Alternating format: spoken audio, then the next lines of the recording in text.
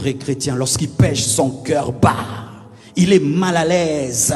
Mais lorsque tu commences à être à l'aise dans le péché, quand tu commences à comprendre, tu es confortable dans le mal, tu as perdu ton réveil.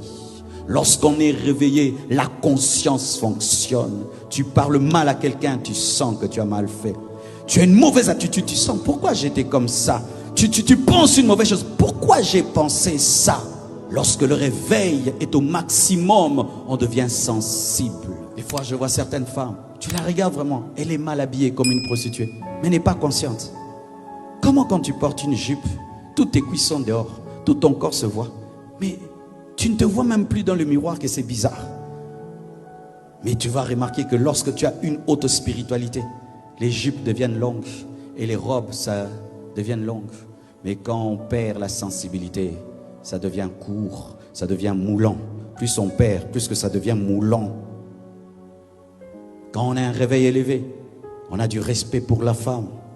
Quand on perd le réveil, on commence à toucher, on commence à blaguer, on commence à ceci, cela. C'est le signe que tu perds le réveil.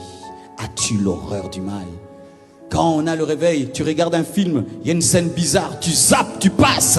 Mais quand on perd le réveil, on s'assied confortablement pour dire et la suite, et la suite. Oh, vous avez coupé, pourquoi? Quand on a le réveil, on commence à avoir une relation bizarre avec une femme. Tu sens que non, non, non, non, il faut que j'arrête. Mais quand on perd le réveil, c'est après avoir couché. Quand on dit, oh Dieu, qu'est-ce que...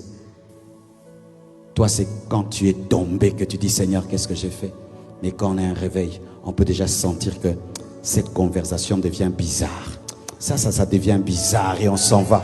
Mais toi, c'est dans la chambre à coucher que tu te rends compte que tu as péché. Que Dieu te réveille aujourd'hui. Que Dieu te réveille aujourd'hui. Et qui te donne la haine du péché, l'horreur du mal. De la même manière que tu as la haine pour la saleté, les mauvaises odeurs, les mouches, les moustiques.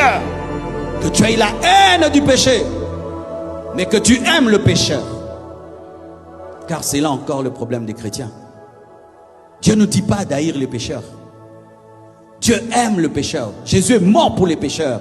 Mais Jésus n'aime pas le péché. Car si nous haïssons les pécheurs, nous n'irons pas les gagner. Nous n'irons pas leur parler.